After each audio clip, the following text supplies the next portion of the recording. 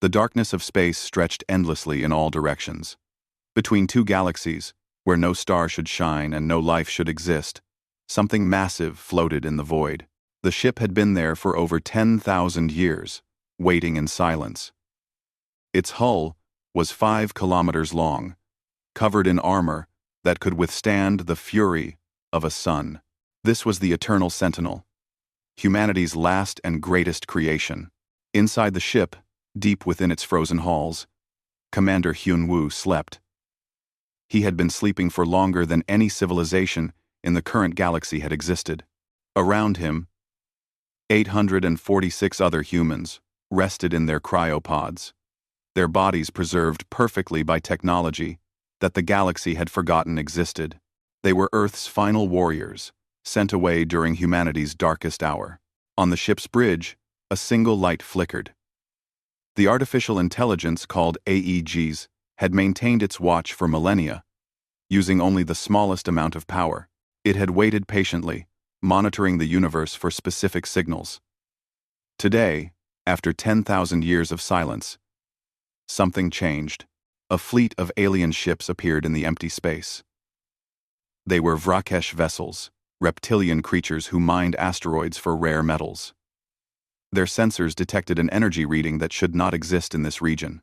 The mining captain, a scarred veteran named Dralmor, ordered his ships to investigate.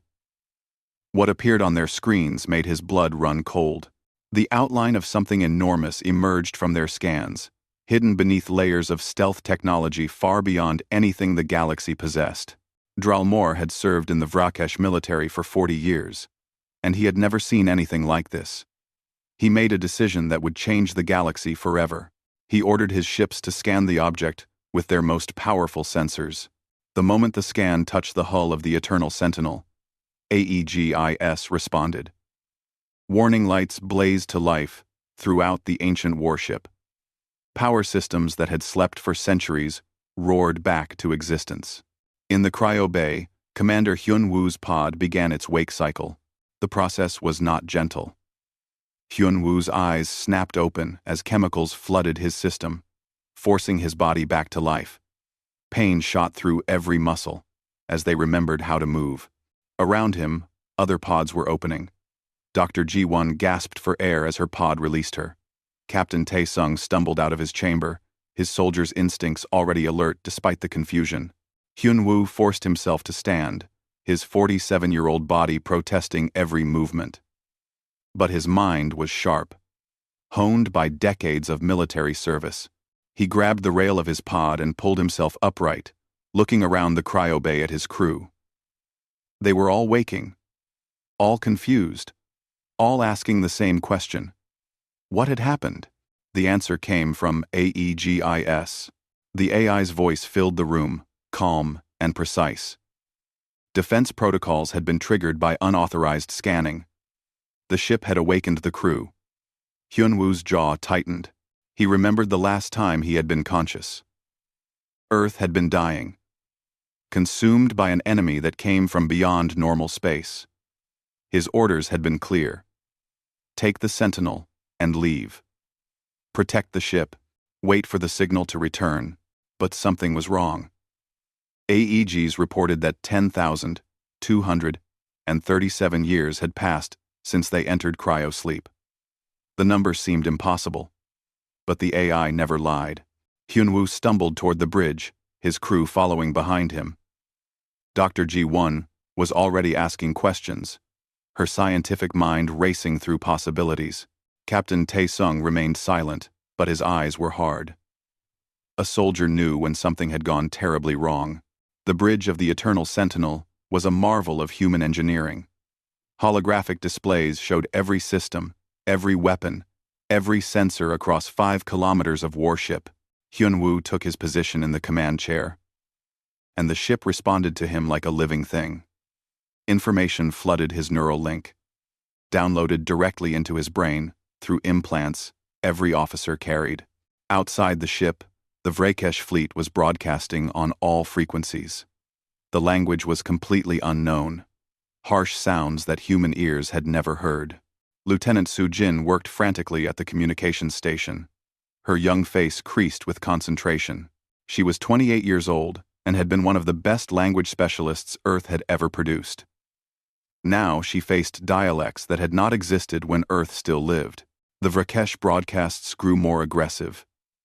Dralmor could see the alien ship now, revealed as its stealth systems powered down. It was a monster, dwarfing his largest cruiser. Its weapons ports were opening, and he could count hundreds of them.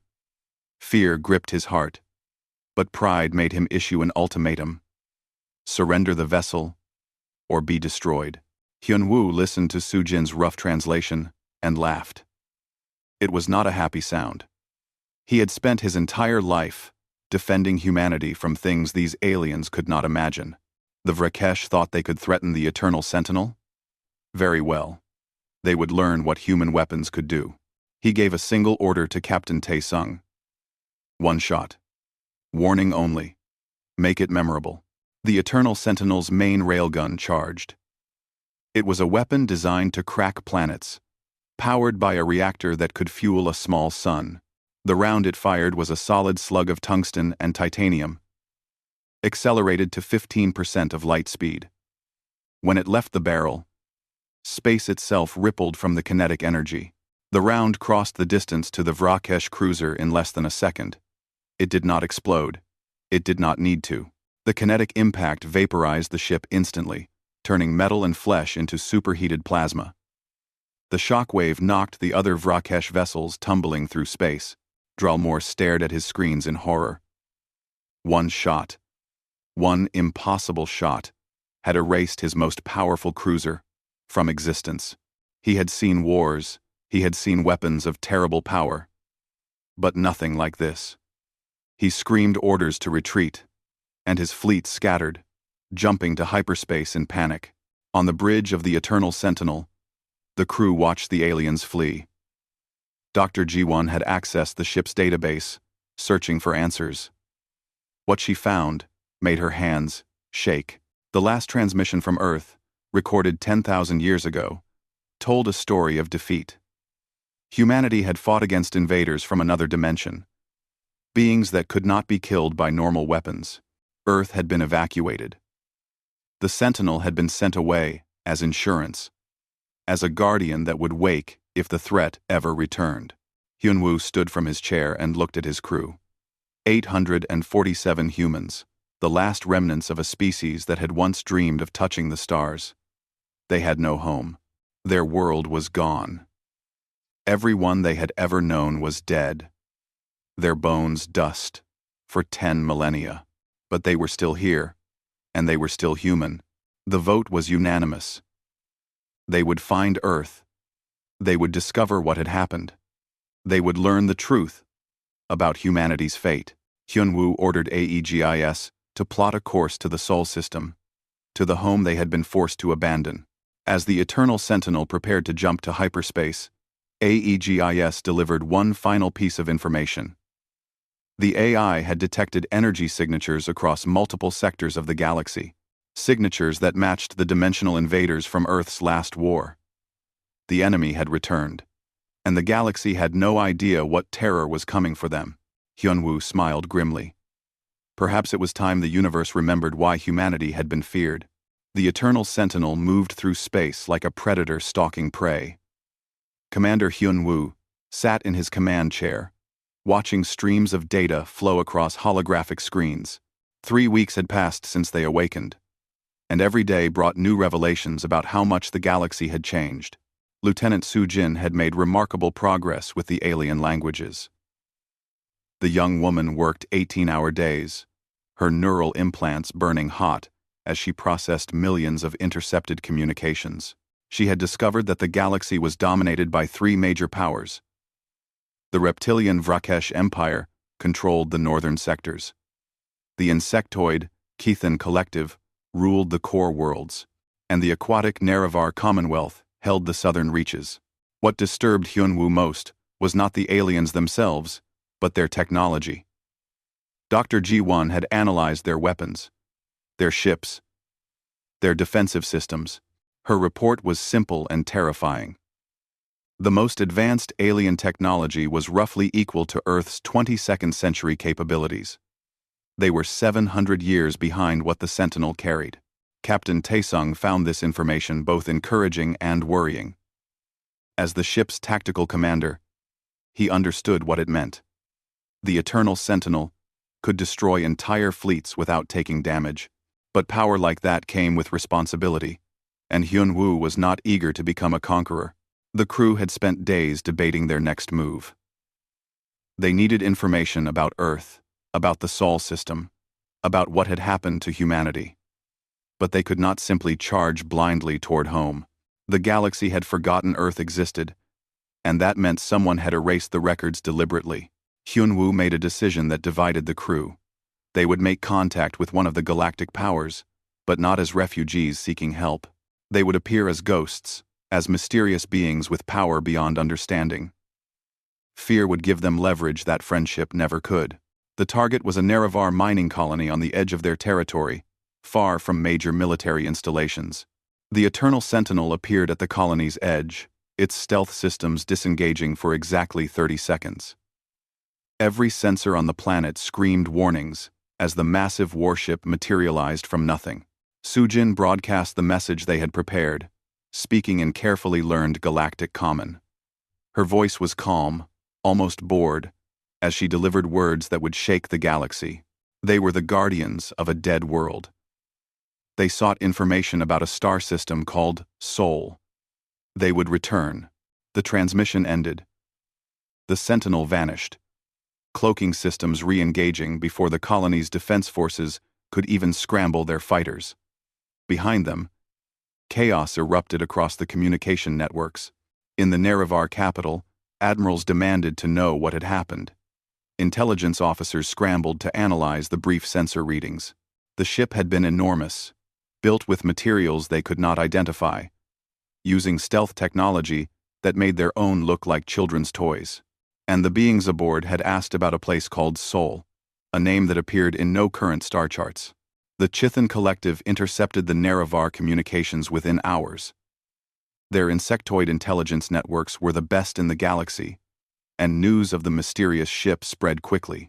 Counselor Velkara, a senior diplomat, brought the matter before the Collective's ruling council. She had served for 30 years and had never encountered anything like this. The Vrakesh Empire received the news last, but Admiral Dralmor recognized the ship immediately. He had been the one to encounter it first, the one who had lost a cruiser to a single impossible shot. He reported everything he knew, and for the first time in his career, he saw fear in the eyes of the Empire's military command. While the galaxy reeled from their message, Captain Taesung led a mission that would change everything. He took a stealth shuttle with 5 of the Sentinel's best soldiers, infiltrating a Chithan information hub on a minor colony world. The team moved like shadows, their training and technology making them invisible to alien sensors. The Chithan kept meticulous records of everything, storing data in massive crystalline matrices. Taesung's team bypassed security systems that had never been designed to stop human infiltration methods.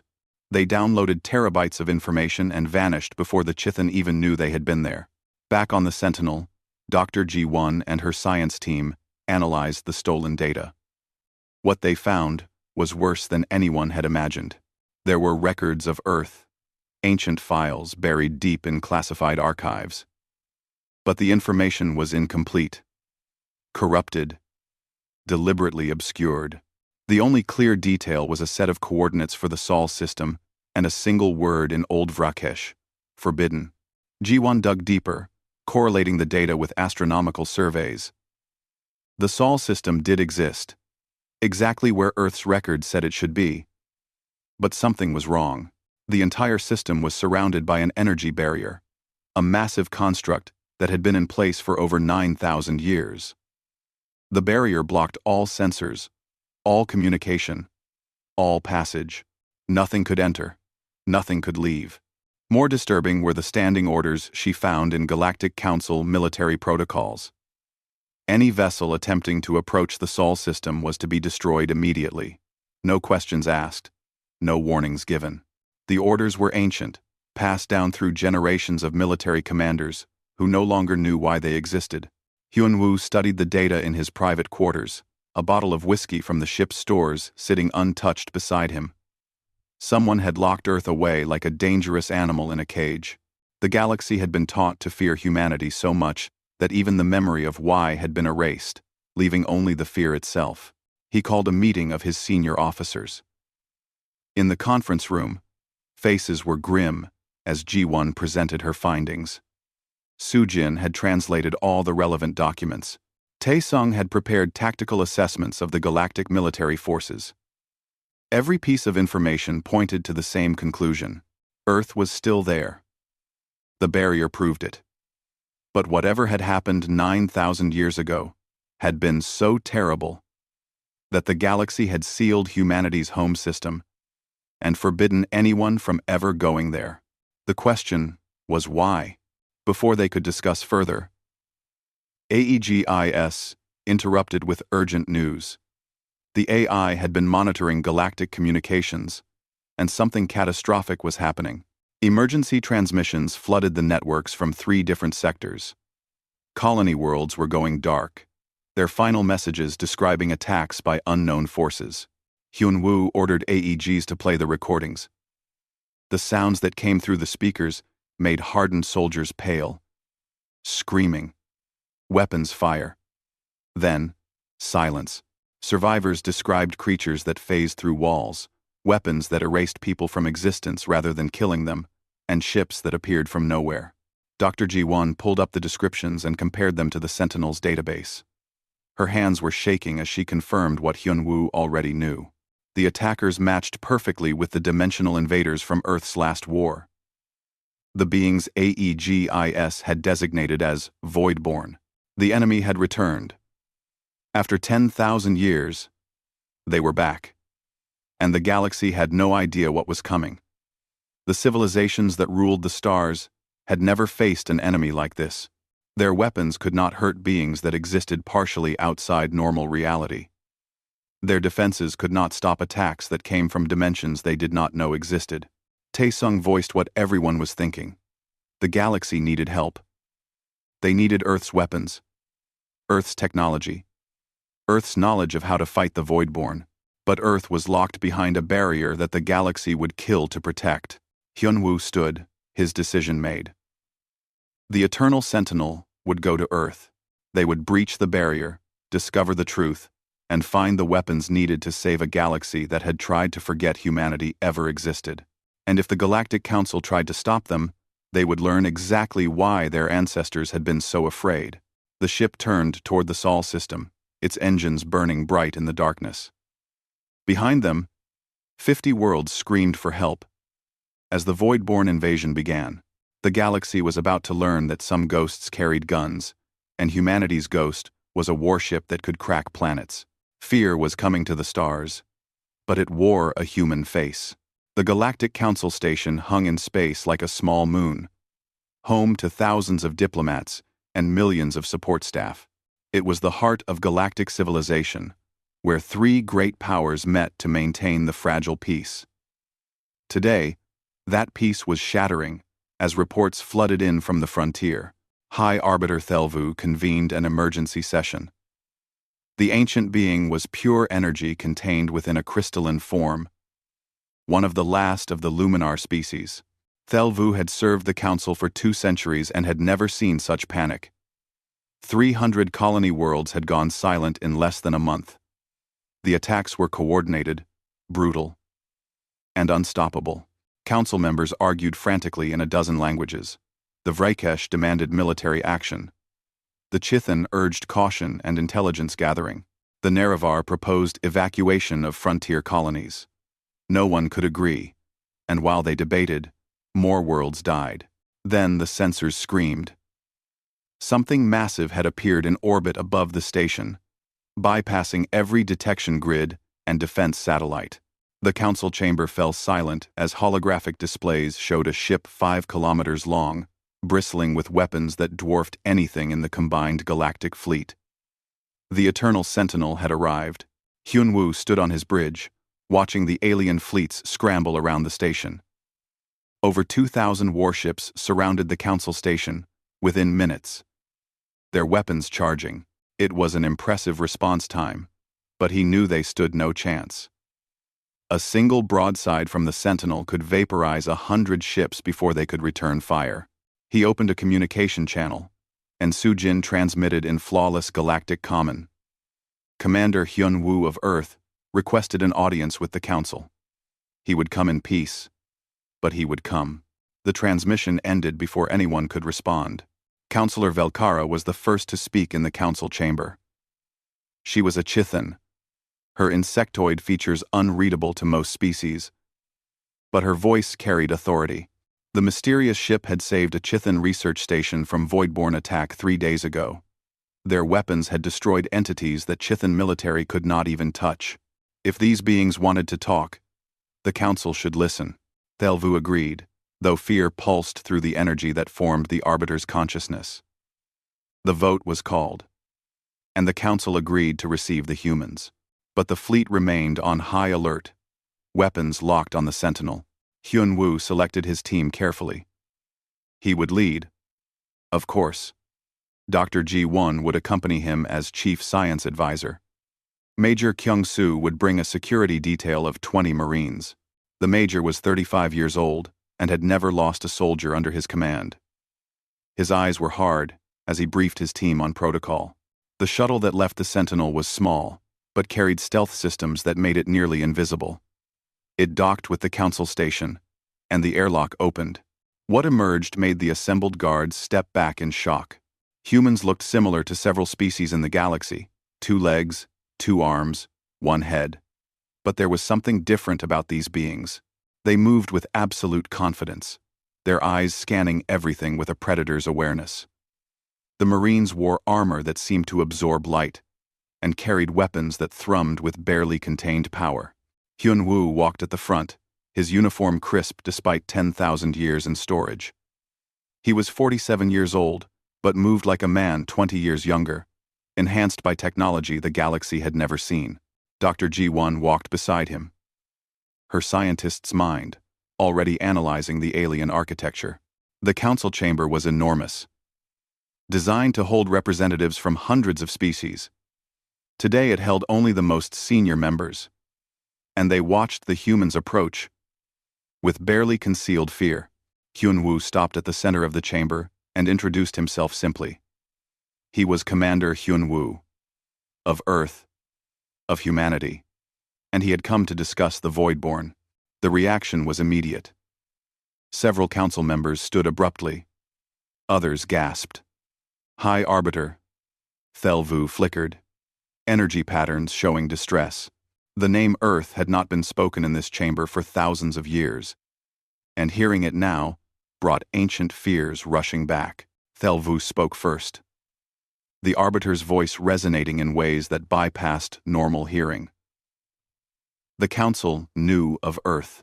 The Sol system had been sealed 9,000 years ago by order of the Council's predecessors. The seal would never be lifted. This was not negotiable. Hyun-woo smiled, and it was not a pleasant expression. He asked a simple question. Why? The answer came slowly. As Thelvu accessed historical records that most current species did not know existed. 10,000 years ago, humanity had fought a war against the Voidborn. In their desperation, humans had created weapons that terrified even their allies. They had built devices that could collapse stars, erase planets from the timeline, and tear holes between dimensions. When humanity disappeared, the Council had sealed Sol to ensure those weapons could never be used again. Dr. Ji-won listened to the translation and laughed bitterly. The galaxy had been so afraid of humanity's weapons that they had locked away the only species that knew how to fight the real enemy. And now the Voidborn had returned, and the galaxy was defenseless. Hyun-woo did not argue. Instead, he gestured to Ji-won, who activated a holographic projector. The Council chamber filled with images from the Sentinel's historical database. They watched recordings of humanity's war against the Voidborn. They saw human ships deploy weapons that made their entire combined arsenal look primitive. They watched humans fight and die to protect worlds they had never visited, against an enemy that could barely be harmed. The council sat in stunned silence. The smallest weapon shown in the recordings could destroy their largest battleship, and these humans had fought the Voidborn for decades before finally falling. Hyunwoo delivered his offer. Lift the barrier around Earth. Let the Sentinel investigate what happened to humanity's home. In exchange, he would share the knowledge of how to fight the Voidborn. Weapons, technology, tactical doctrine, dimensional warfare theory. Everything the galaxy needed to survive. But the Council refused.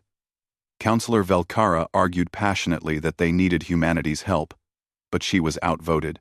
The majority feared that lifting the barrier would release horrors worse than the Voidborn. Better to fight and die than risk unleashing human weapons on the galaxy. The meeting ended in stalemate. Hyunwoo turned to leave, his face showing no emotion. But as his team reached the door, alarms shrieked throughout the station. The Voidborn had found the Council's heart, and they were attacking. Reality tore open in a dozen places throughout the station. Creatures that existed partially in another dimension poured through, their weapons erasing Council guards from existence. Panic erupted as diplomats fled, and security forces found their weapons useless against beings that could phase through solid matter. Major Kyung-soo did not hesitate. His Marines moved with practiced efficiency, their weapons spitting projectiles that could hurt dimensional entities. The soldiers had trained for this exact scenario for years before entering cryosleep. They knew the Voidborn's weaknesses, knew how to force them fully into normal space, where they could be killed. The Council watched in amazement as 20 human Marines accomplished what 200 of their own guards could not. The humans moved like they were dancing, each covering the other's blind spots, weapons firing in perfect coordination. Voidborn soldiers fell, their screams echoing across multiple dimensions. Dr. Ji-won pulled out her own weapon, a compact device that looked deceptively simple.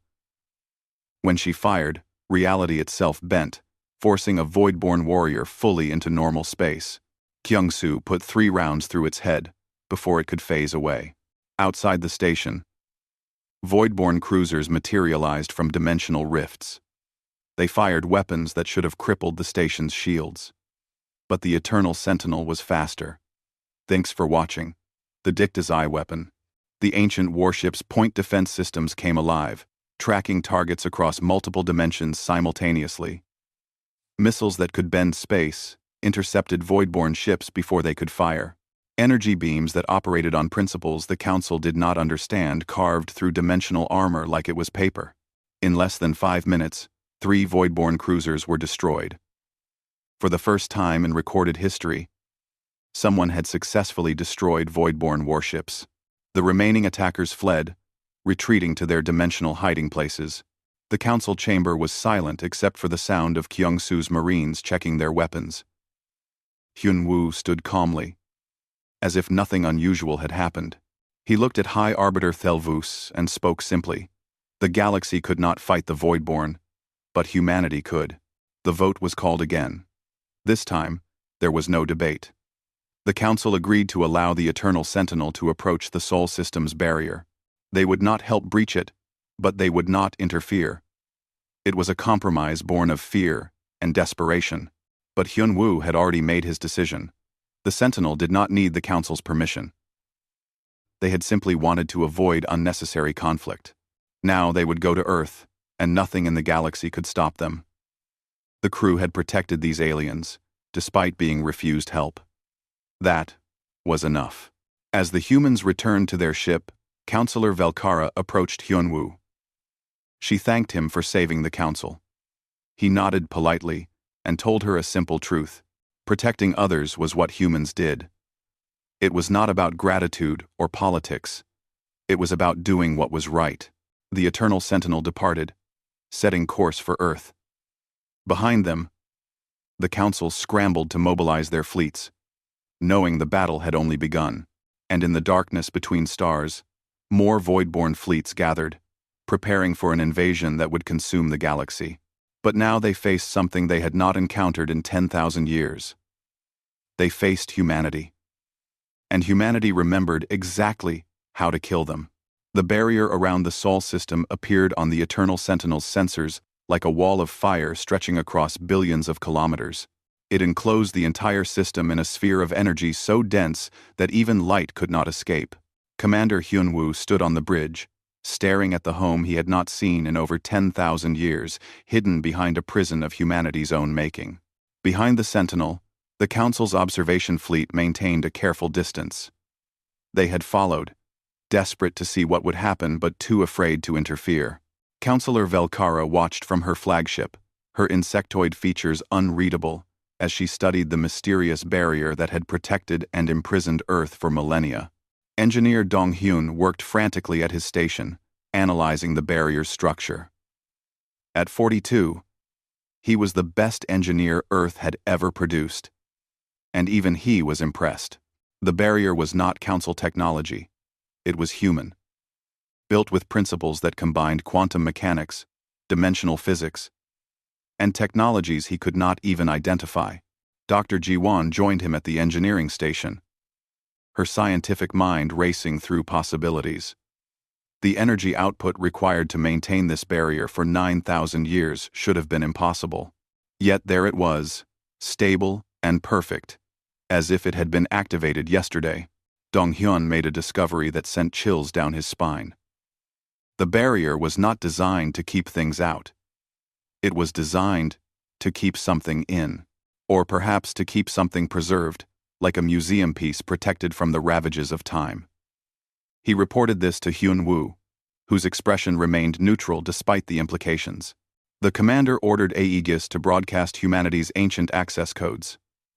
The AI complied, sending signals that had not been used since Earth's final days. For a moment, nothing happened. The barrier continued its steady glow, unchanging and eternal. Then it recognized them. The energy wall parted, opening just wide enough for the Sentinel to pass through. The observation fleet gasped in shock as the ancient ship slipped through the gap, which sealed immediately behind it. They were inside, alone, cut off from the galaxy. What they found made hardened soldiers weep. Earth hung in space exactly as it had 10,000 years ago. The blue marble was perfect, its oceans still sparkling, its clouds still white, its continents still green with life. The moon orbited peacefully. Mars showed the scars of attempted terraforming from humanity's colonial era. The outer planets drifted in their ancient dance. But there were no transmissions. No ships in orbit. No satellites beaming signals across the void. The Sol system was perfectly preserved, but utterly silent. Like a tomb, Commander Ye-jin led her fighter squadron down to Earth's surface. The 32-year-old pilot was the best the Sentinel had, and she commanded 12 others who flew ships that could dance between dimensions. They approached Earth's atmosphere with weapons ready, unsure what they would find. The cities were intact.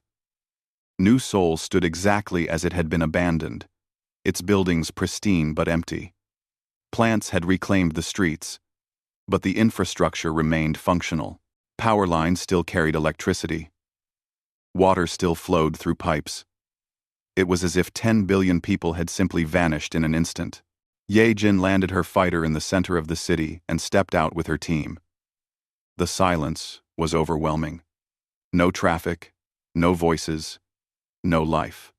Just the wind, whistling through empty towers. Her sensors detected something impossible.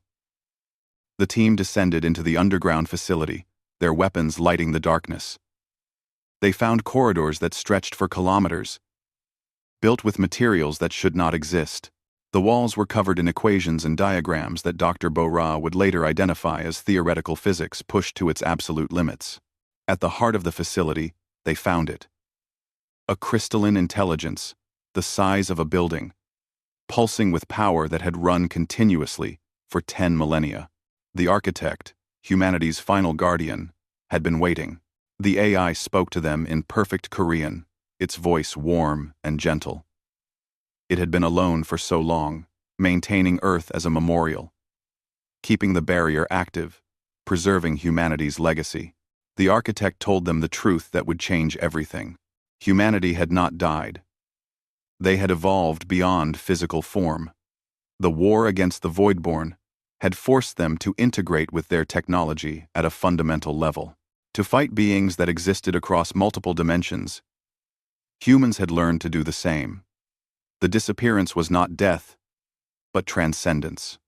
Humanity had uploaded their consciousness into higher dimensional space, where they could fight the Voidborn on equal terms, but they had left Earth behind. The architect was programmed to maintain the homeworld, to keep it safe until either humanity returned or someone from the old era awakened. The barrier was meant to protect Earth from both the Voidborn and from the galaxy that feared human weapons. Dr. Bora's hands shook as she explored the facility's databases.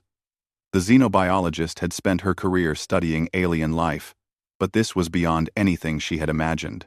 The architect had preserved complete genetic samples of every human who had ever lived. Cultural archives, containing all of human history, and most importantly, the complete technological database of humanity's greatest achievements. The weapons were there, devices that could manipulate gravity to crush planets into black holes, temporal disruptors that could age targets millions of years in seconds, dimensional bombs that could erase entire fleets from existence across all timelines. Every nightmare the Council had feared was real, but there was more. Technology to terraform worlds in days instead of centuries. Medical advances that could cure any disease. Energy systems that could power civilizations for millennia without fuel. Humanity had not just been warriors. They had been builders, dreamers, scientists who pushed the boundaries of what was possible. Hyun-woo stood in the archive chamber, surrounded by the legacy of his entire species. 847 humans aboard the Sentinel were all that remained of physical humanity. The rest had transcended, leaving this gift for whoever came after. The architect delivered one final piece of information. The transcended humans knew the Voidborn had returned. The barrier was programmed to detect dimensional incursions, and it had registered hundreds. When the Sentinel's crew had awakened, the architect had sent a signal into higher dimensional space.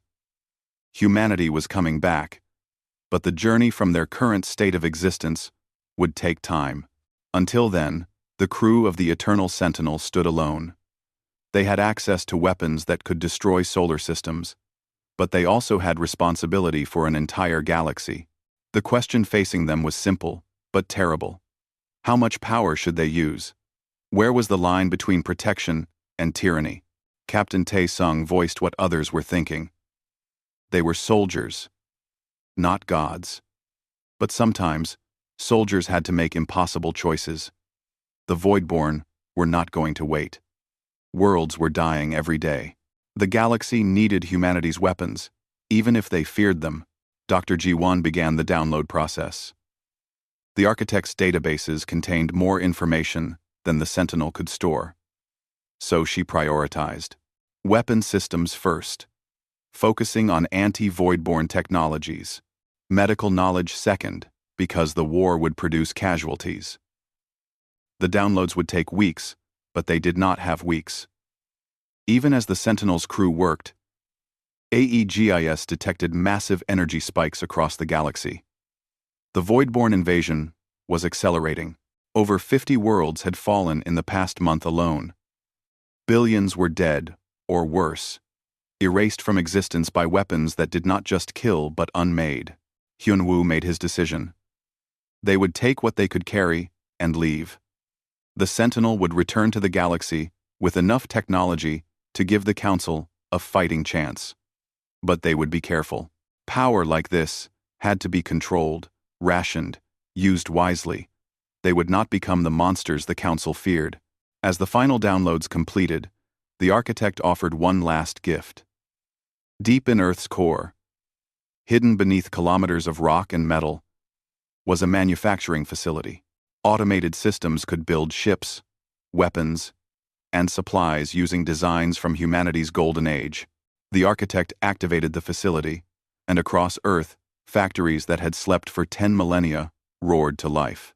The crew returned to the Sentinel, carrying data that could reshape the galaxy.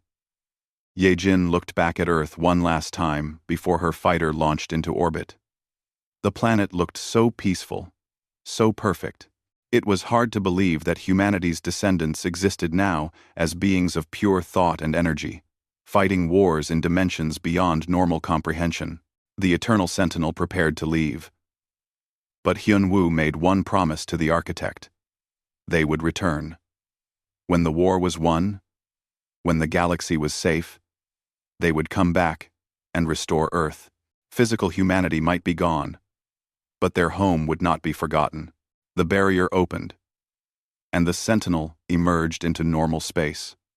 The observation fleet scattered in panic, their sensors detecting energy readings that should not be possible. The ancient warship had gone into the Forbidden Zone and returned, and now it carried something that made its already impressive power seem insignificant. Hyun-woo opened communications with Counselor Velkara. He had a simple message. The Sentinel was returning to fight the Voidborn. They carried weapons and knowledge that could save the galaxy. But there would be conditions. The Council would have to trust humanity, accept their help, and prepare for a war unlike anything they had ever seen. Behind them, Earth continued its silent orbit, guarded by the architect and the sleeping factories. And in dimensions beyond human sight, transcendent humanity began the long journey home, ready to join the battle for their galaxy of origin. 2 months had passed since the Eternal Sentinel returned from Earth, and the galaxy was unrecognizable. Commander Hyun-woo, now promoted to Admiral, stood on the bridge of his ship and watched the transformation with mixed feelings. The Council had accepted humanity's help, though fear still lingered in every interaction. Dr. Ji-won had been given a title that sounded impressive, but felt like a burden. Director of the Emergency Technology Council. She worked 20-hour days, teaching alien scientists how to build weapons and defenses based on human designs. The work was exhausting, but necessary. Every day without progress meant more worlds lost to the Voidborn. The results were remarkable. Council warships now carried shields that could withstand dimensional attacks. Their weapons used human-designed quantum destabilizers that could force Voidborn entities into normal space where they could be killed. Tactical computers borrowed from the Sentinel's database gave alien commanders the ability to predict enemy movements 3 steps ahead, but the Voidborn were adapting. The invasion had accelerated to terrifying levels.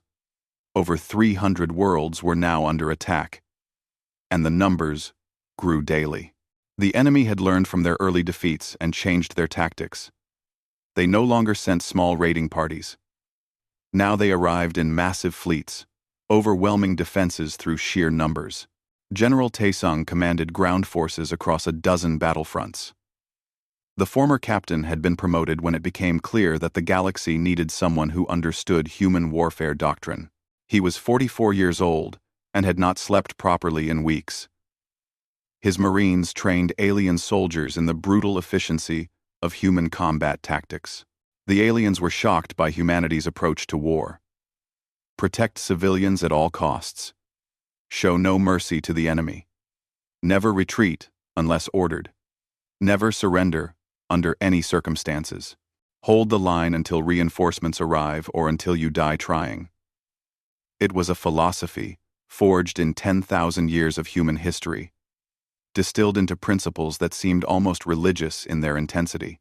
On the world of Kresh 7, Taesung led a combined force of humans and Vrakesh soldiers against a Voidborn assault. The reptilian warriors had been skeptical of human leadership, but they learned quickly. When Taesung ordered a defensive position held, it was held.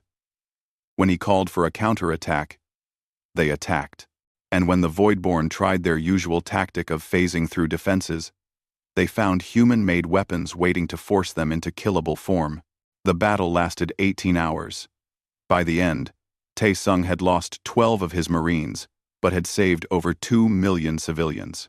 The Vrakesh soldiers who survived spread stories of the human general who fought at the front lines, who never asked his soldiers to take risks he would not take himself. Respect began to replace fear.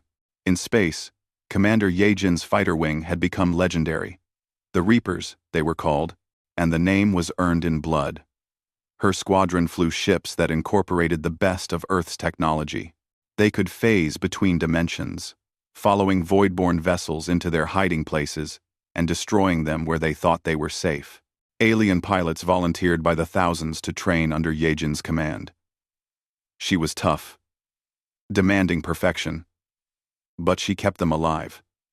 Her training methods seemed insane at first, flying blindfolded to learn to trust instruments, practicing combat maneuvers in asteroid fields, running simulations where victory was impossible to teach them how to die well, but the results spoke for themselves. Reaper-trained squadrons had a survival rate 3 times higher than regular forces. They killed void-born ships at rates that seemed impossible, and they did it with a style that combined human aggression with an almost artistic grace. While the military fought, Admiral Hyun-woo faced his greatest challenge. The Voidborn had located Earth. How they had found it remained a mystery. But AEGs detected a massive fleet assembling at the edge of the Sol barrier.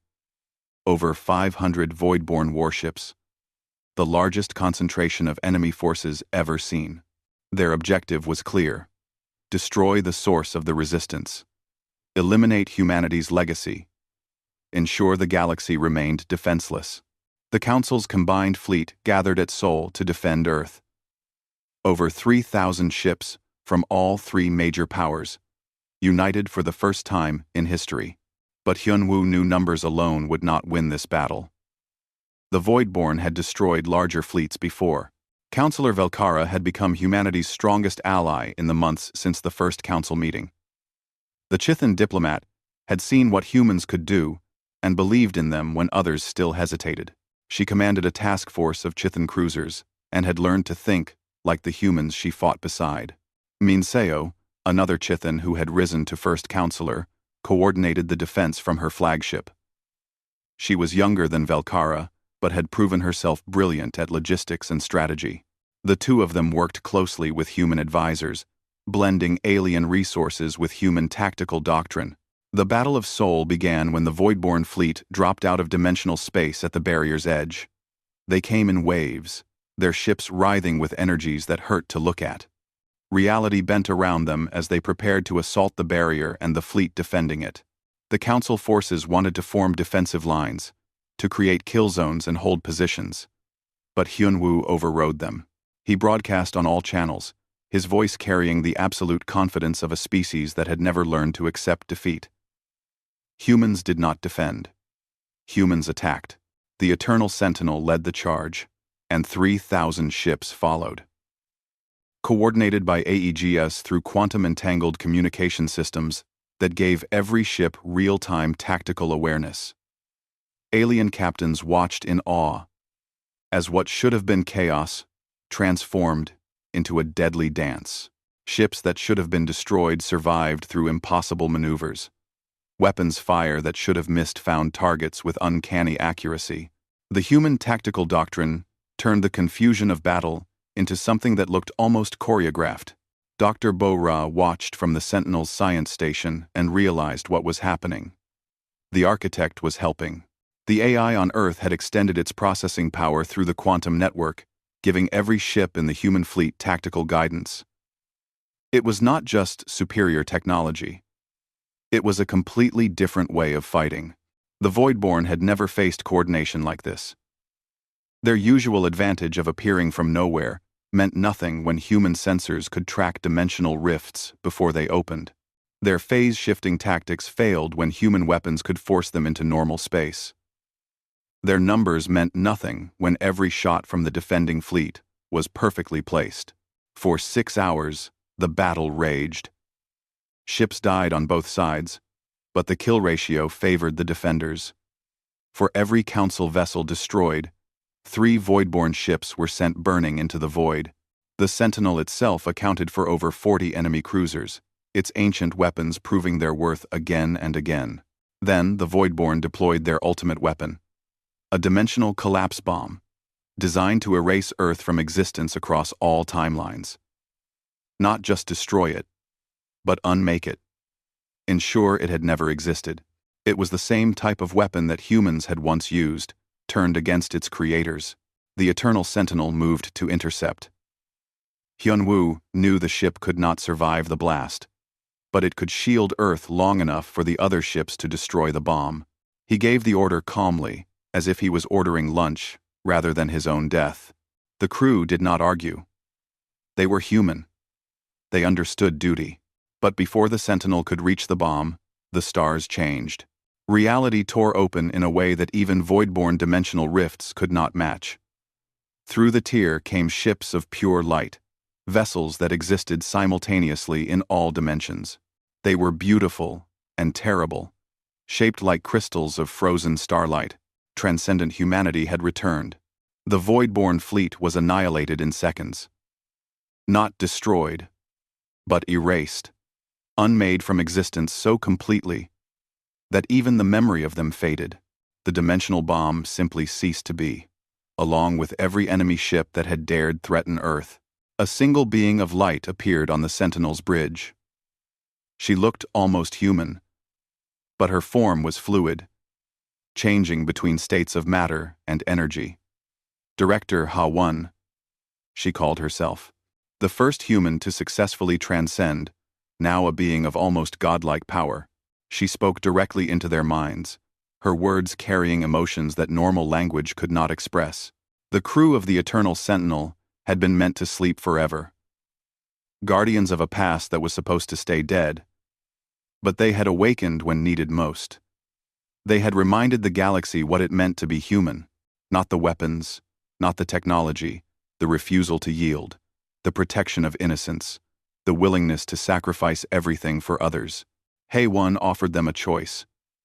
Join transcendent humanity, become beings of pure thought and energy, or remain as they were, physical and mortal, continuing to serve as guardians of the galaxy. 847 humans voted unanimously. They would remain.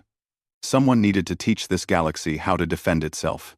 Someone needed to show that strength without compassion was tyranny, and compassion without strength was weakness. Someone needed to be the bridge between transcendent humanity and the physical species that filled the stars. HFY accepted their choice with what might have been sadness or pride. Transcendent humanity would seal the barriers between dimensions, ensuring the Voidborn could never return. But they would not stay in normal space. Their evolution had taken them beyond, and they could not return permanently without disrupting the fundamental forces that held reality together. Before departing, HFY left gifts. The Sentinel's crew would not age. Disease could not touch them. They would remain as guardians for as long as they chose, and if they ever changed their minds, transcendence would remain an option. 10 years passed. The galaxy flourished in peace. The Voidborn were gone, trapped in their dimensional prison. The Council had reorganized into the Galactic Defense Force, built on human military doctrine and values. Humans and aliens served together on ships across 1,000 systems. Earth had been reopened. Volunteers from dozens of species came to build new settlements. Eager to learn from humanity's legacy, the architect welcomed them all, sharing knowledge freely, teaching them what it meant to reach for the stars with hope rather than fear.